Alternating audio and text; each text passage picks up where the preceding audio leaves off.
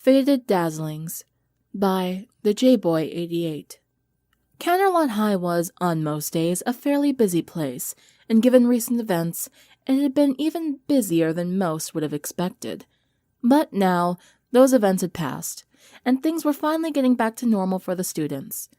And so, there they were, in the school cafeteria, all occupying themselves with their usual activities, eating their lunches, hanging out with their friends, and generally just enjoying the peace of the day. But there were those among them that were not so happy. For there, sitting in a somewhat neglected corner of the cafeteria, was a trio of girls, all sitting solemnly around the same table. These girls had, until recently, been known as the Dazzlings, a group that had participated in the recent Battle of the Bands that the school had played host to. But that event had merely been a cover for the girls' true plans. For these three were no mere students, and more importantly, they were not even truly human.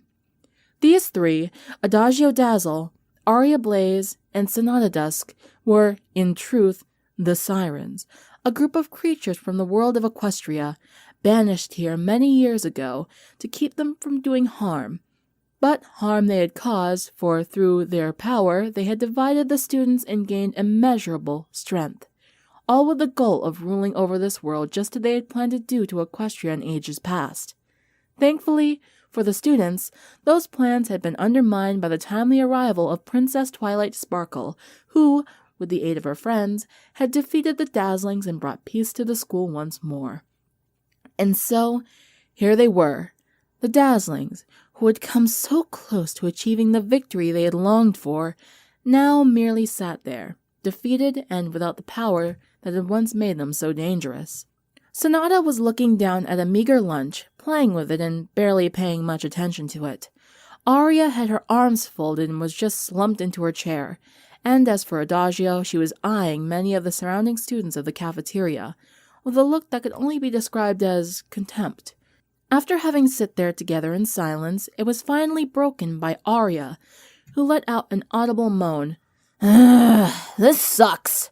I can't believe we tripped at the finish line like that. Adagio turned to face her companion, with a disdainful look on her face. There's no point in whining about it, Aria. We lost, they won, and that's the end of it. Just be thankful they haven't cast us into the streets or something. Aria grimaced at her leader's words, wanting deep down to try and give some kind of comeback, but none came, for she knew Adagio was right. So the two merely resumed their respective angry brooding, knowing that bickering amongst themselves was only going to make their situation a lot worse at this point. Not that they had felt they could feel worse than they already did, of course. They had come within a hair's breadth of gaining everything they had always hoped of gaining, and within a moment it had all been taken from them. It was an unpleasant thought for any person, and frankly, it was the last any of them really wanted to be dwelling on right now. However, it was here that Adagio and Aria's attention was diverted to something else. For, through all the collective chatter and bustle of students around them, another sound could be heard. They knew it immediately as the sound of someone singing. Craning their necks, the two girls tried to see where it was coming from, but their realization soon dawned on them as they turned their heads, seeing that the singing was coming from none other than Sonata. The blue-haired girl was still staring at her lunch plate as she sang, though in truth it wasn't really a song, but more like a hum, although loud enough for them to notice. It was a pleasant enough sound to be sure, but hardly anything astounding. Regardless, this behavior from their comrade, who had been completely quiet until this point, provoked a raised eyebrow from Adagio. You're singing? Why?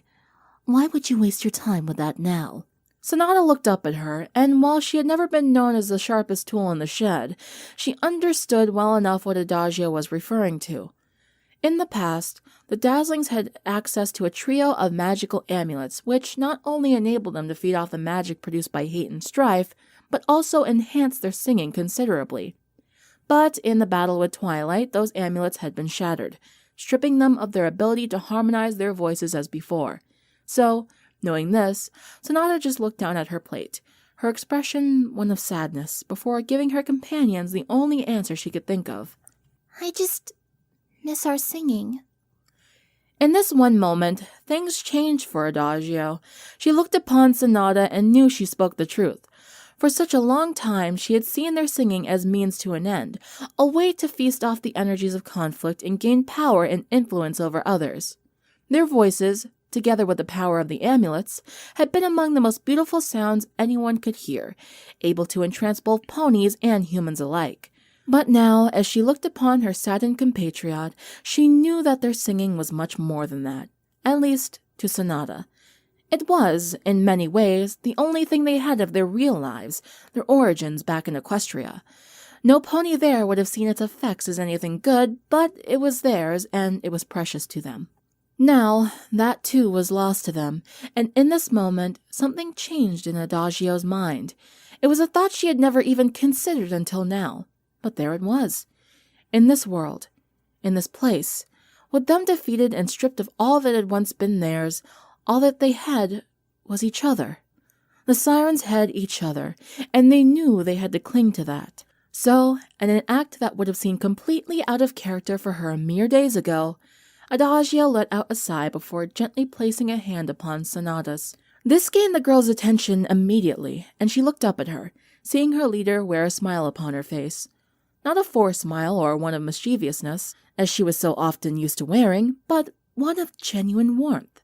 Seeing this, Sonata couldn't help but break into a smile of her own, one which widened even further as she saw a second hand had been placed on hers, that of Aria. The usually dour and cynical girl received quizzical glances from her companions, to which she merely shrugged and gave a small smirk. After looking at each other, they offered themselves a genuine chuckle, the first they had in far too long a time. However, those smiles soon vanished as they heard the sound of someone clearing their throat. Turning, Adagio's expression became one of contempt once more as she looked upon who was standing there. For but a few feet away from her were the very girls who had been responsible for their defeat. Applejack, Rainbow Dash, Rarity, Fluttershy, Pinkie Pie, and Sunset Shimmer. Adagio, Aria, and Sonata removed their hands from one another and instead focused all their attention on the 6 girls that had approached them. There was an incredibly uncomfortable silence between the two groups, and even as most of the students around them just carried on their own business, some, who had managed to catch a glimpse of this gathering, decided wisely to simply walk in an opposing direction. Among the 6 girls that had gathered, Rainbow, Applejack, and Rarity all had looks of anger. Pinkie just seemed nonplussed about the whole thing.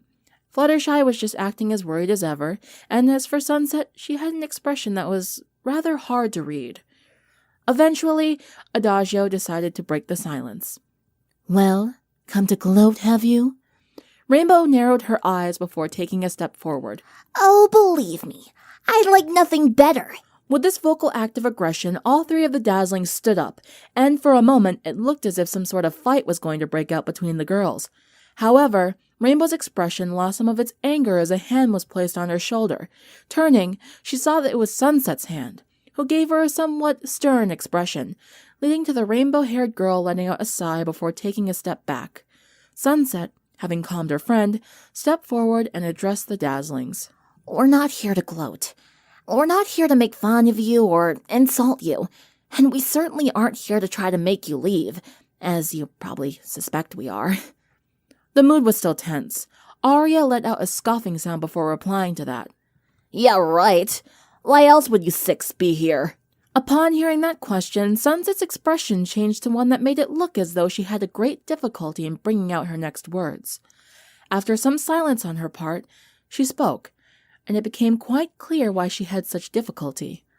We're here to ask if you'd like to have lunch with us. That, needless to say, was not something the Dazzlings were expecting, as they looked at each other with looks of either shock or confusion. Adagio turned her attention back to Sunset before speaking, her skepticism quite clear from her tone. Excuse me? Is this some kind of joke? Sunset shook her head before answering. Far from it.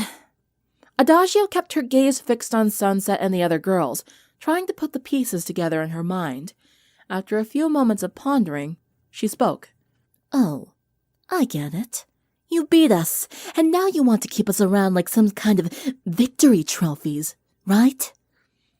Sunset groaned at that statement.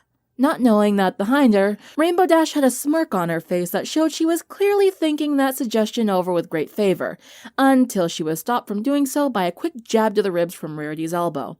Meanwhile, Sunset looked upon Adagio and the other two, her expression now softening, and took another step forward. No, Adagio, this isn't about us beating you. This is about giving you a chance. Adagio scoffed at that statement. A chance? Are you serious? You expect us to believe you just let us into your little group? Just like that? Sunset's eyes became more stern as she answered to the girl. Nothing is that simple, Adagio. What you three did was terrible, and I doubt anyone here at the school is going to be willing to forget and forgive you anytime soon, us least of all. Adagio glanced at the rest of the group, seeing a general murmur of agreement at Sunset's words. However, she soon looked at the latter once more as she sighed. But we're at least willing to let you try to make up for the things you did. Adagio looked over at her companions, who were looking just as confused as she was, before turning back to Sunset. Why? Sunset looked away from her, and to Adagio's surprise, her expression was a pained one, which was also reflected in her tone as she gave an answer. Because if I can change, so can you. Sunset's dour tone caused the girls around her to look at her with comforting glances, which did much to return her smile to her. Adagio considered this carefully. She had almost forgotten that. Not so long ago, Sunset had tried to achieve dominance and power in much the same way that she, Aria, and Sonata had done. She too had gone through a time where she had been brought low and hated by people around her. And yet, here she was, accepted as one of them as though nothing had happened.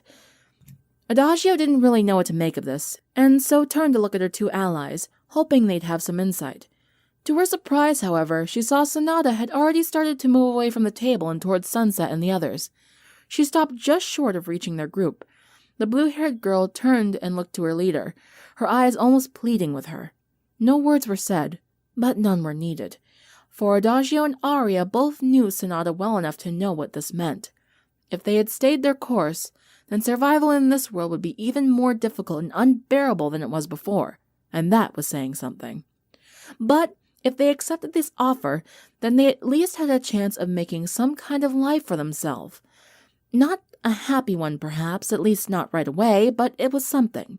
It would take a long time, certainly, but given that these three had lived for many centuries before these rainbooms had even been born, patience was not something they struggled with.